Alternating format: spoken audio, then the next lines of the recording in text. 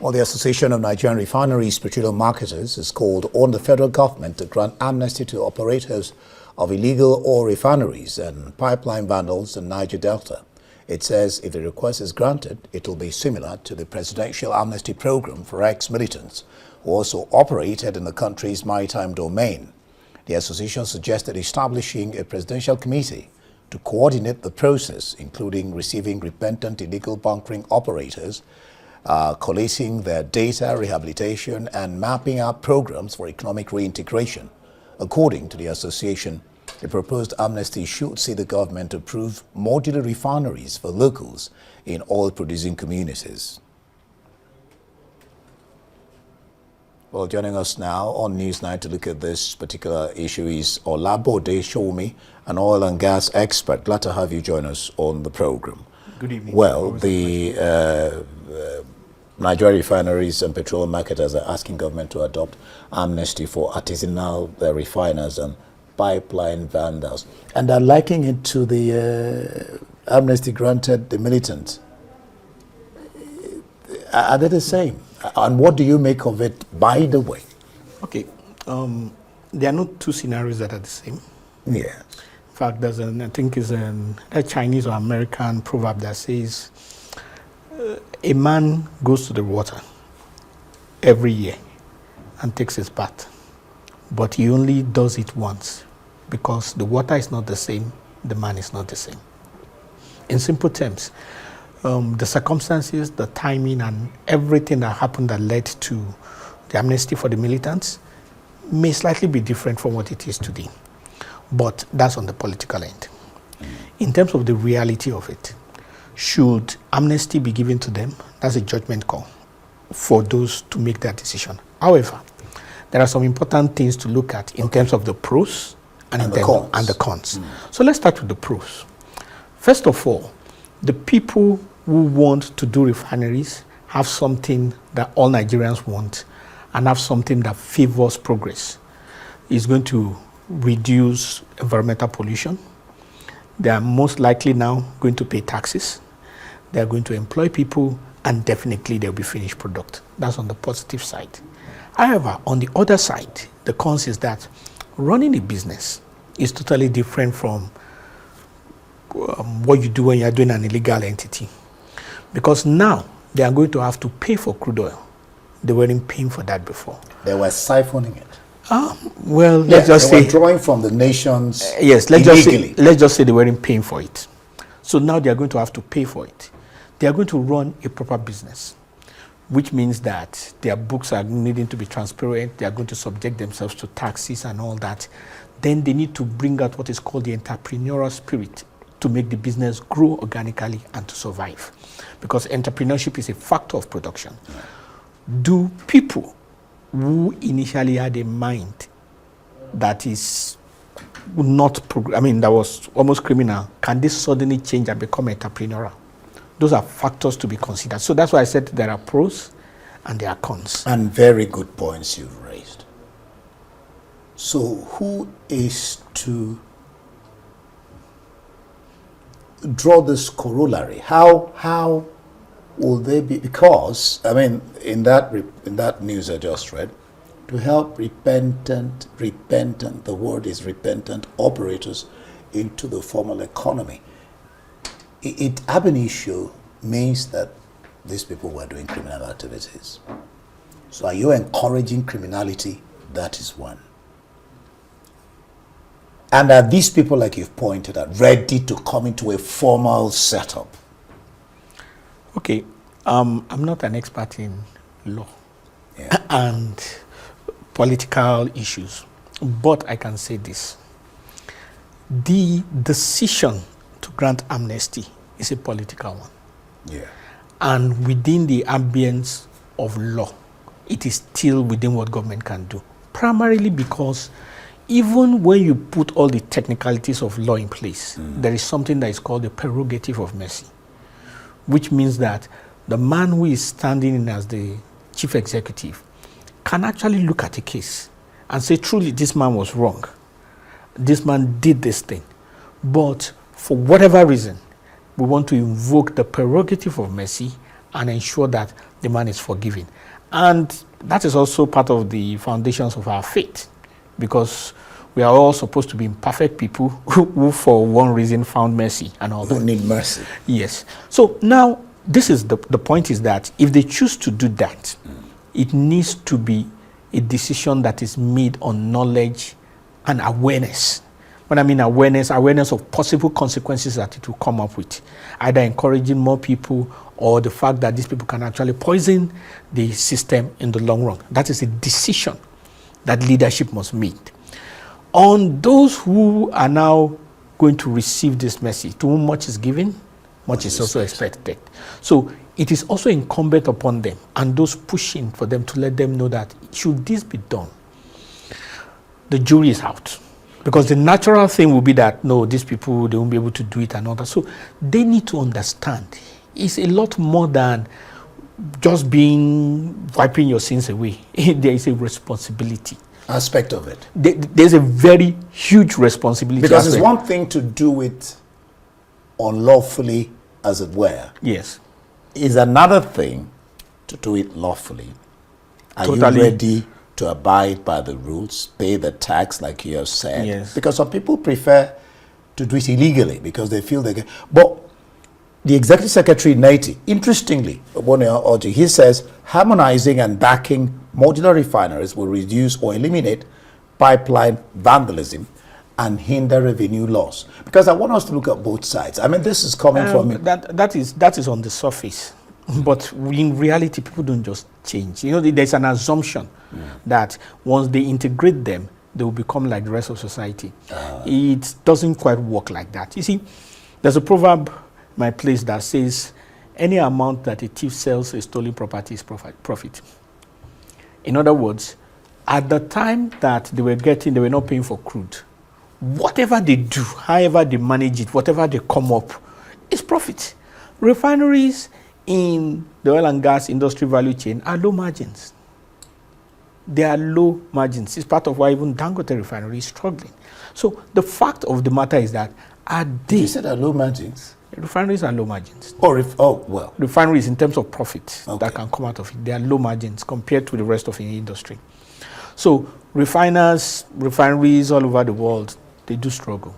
So what we are saying is that people, and when you look at a refinery, close to 70 to 8% of the cost is the crude oil. Okay. So people who either were not paying for 80% of the cost, you're not asking them to pay. You are asking them to run a transparent business. You are asking them to follow the laws of employment. You are asking them to pay taxes. Are they going to be able to do it overnight? So what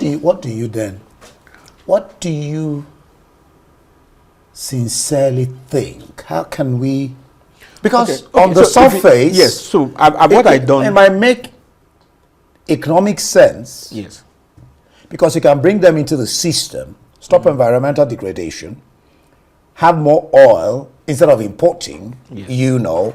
But like we've talked about, there are pros and cons. So what would be the holistic approach to look at this? So if I were the one, unfortunately I'm not the one. You're not the one. But we're discussing for yeah. the sake of them to hear and understand. So I probably think that the amnesty may be the way to go. However, that's where the issue is. It is the execution of it.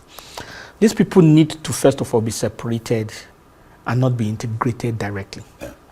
They need to go through a process that will eliminate those who fall by the wayside, for them to understand what the process is like, for them to actually run a business. What they are getting into. Yes. What this will involve. Yes, what it will involve. Because It's a different terrain. Yes, they need to, it's like somebody who's addicted to drugs, who's going to withdrawal symptom.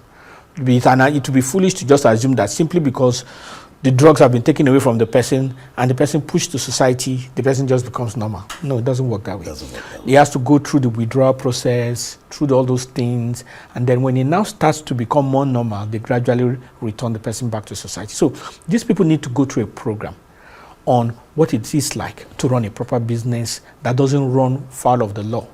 Then they need to put them into some circle and let them run their own business for a while. This may take 5, maybe even take 7 years. But to do, that would be, for me, a way to go. But to just assume that you give them refining license and you give them some money and then you release them into society, I don't think that will work. They might even, that's again the danger. When you bring them into the system, they may now assume that they're in the system and still be shortchanging the system, not having gone through what you have pointed out. But then, some are still of the view that government should legalize them and register them as petroleum product cooperative producers. Like I said, it's a judgment call for those in government. Does the government, from past experiences, I mean, we're talking about flood and the fact of the government has created what it calls anticipatory action, that is basically trying to move from just disaster management to preparing for disaster. Does the government have the people who are involved, do they have the capacity to take time and train these people before they offload them into the system? Okay, so when it comes to Nigeria, there is hardly any time that the issue is about capacity. There are a lot of people with capacity in virtually every field. What happens a lot of times is the absence of a system, a framework, or a structure for those things to take place. So if you talk about the people that we're talking about now, the Amnesty people, it is novel, it is new. So there isn't a structure that will put them through all these things. So people need to think out the process. They need to put, where are they going to put them? What are they going to be doing? How are they going to be paid? You know, there are a lot of things to be thought through. And it will now follow a process. So what has happened everywhere is that for every attempt to evolve, for every attempt to churn out a more healthy part of the economy, we face new challenges. The real consideration for the Amnesty people and for Amnesty for the illegal is the fact that that area has now been rid of a lot of illegal activities by the bombings by the Air Force, by the navigations by the Nigerian Army. So it poses a new challenge that those who used to live illegally within those areas are now forced to choose between extinction or being brought back to society. But because they are also products of a dysfunctional society, there is sentiment for them. And it is those sentiments that is necessitating the political call for them to be integrated into society. While that is true, that process is completely different, is completely, is new. It's alien, it's new. It's new. So that is what will require a lot of thinking, a lot of strategy, a lot of energy. But if it is the capacity to do is there. But you said the challenge is having the structure. You know, why do you think that's, because you said in Nigeria. Yes. So, Nigerian factor. So why do you think we have this challenge? It's because of how we evolve as a nation. Each nation is different. Why can't we begin to think, why can't we begin to look at other systems, why it works, and be able to copy, not particularly copy, but pick from them, and then remodel, so to speak? So let me put it this way. Americans, they speak English. The UK, they speak English. Yeah. Australia, they speak English. Yeah. But in all those three countries, their systems are totally different. Their method of governance is different. Their banking systems are different. Even the electrical systems are totally different. And why is it different? Because they evolved in different ways. The UK evolved as a monarchy into a democracy. And that's why there's still a space. There's still a monarchy. Yes, there's still a space for the monarchy in terms of the governance, even though a lot of it is ceremonial. Yeah. The US was a place where all kinds of people came in who were fighting each other, who now evolved. It is their evolution that produced the way their system is. In Australia, it used to be people who were banned for the time of their natural lives, convicts that went there, but they evolved. Why our system produces the challenges we have is because of our history and our method of evolution. And that is why our solution that will be genuine has to be homegrown, has to be thought out by us. You see, in nations, they have think tanks. Think tanks are responsible for finding homegrown solutions to problems.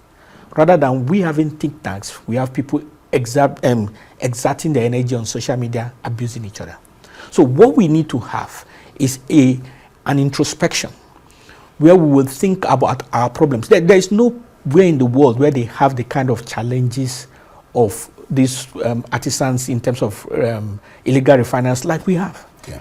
And there's nowhere where it impacts them like it does us. So we are the ones that need to think out our own solution. We have the challenge. So Yes. we should think that. But a very interesting discussion, you know. Yeah, and I guess that's where the foundation, it is said that when the foundation is destroyed, what can the people do? We have to build it from foundation. Thank you so much, Olabode Sowunmi, an oil and gas expert, for allowing us to speak your brain tonight.